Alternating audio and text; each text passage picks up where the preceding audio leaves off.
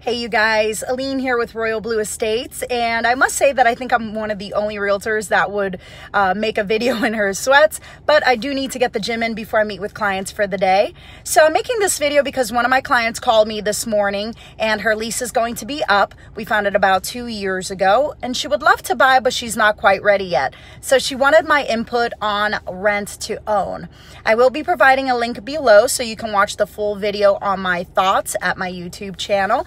But obviously, if you're watching this already and it is the full version, then you are on my channel right now. Thank you for following. So my thoughts on rent to own is I don't actually recommend it to my clients. And there are quite a few reasons why. The first reason being because rent to own contracts, you are obligated to purchase.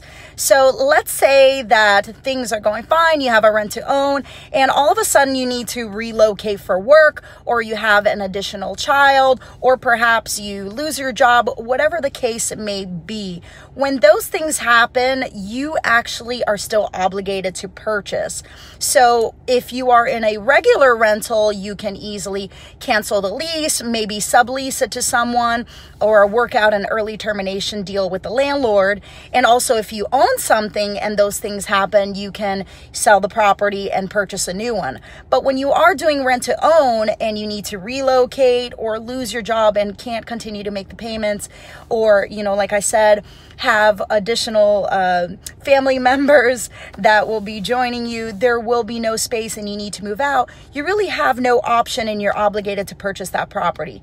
Now, the second concern of mine and why I don't recommend it is because a lot of times, when you're in a rent to own, you really don't have access to knowing whether or not the landlord is actually making payments to the bank. And this happened to a few people that I knew when the market was crashing. They, had their properties, obviously lost their jobs, something happened, and they couldn't afford to pay their mortgages anymore. So right now, if you were to have a rent-to-own contract and there's obviously no way to know if the owners are actually making the payments, let's say they don't, the bank can just knock on your door and say, hey, time for you to move out, like it happened to many people when they were renting. So even if you say, well, but I have a rent-to-own contract, that doesn't matter to the bank. Right now, the bank owns it and they have right to take it.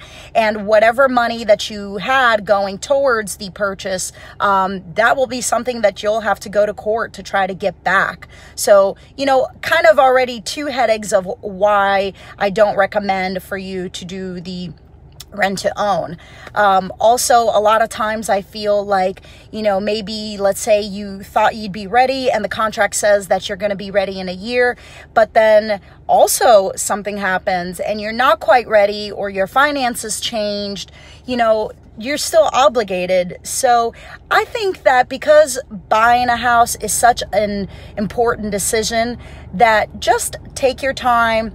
If you're not quite ready right now, then just continue to rent until you are ready, until you have a better idea of where you are financially, work-wise or family-wise.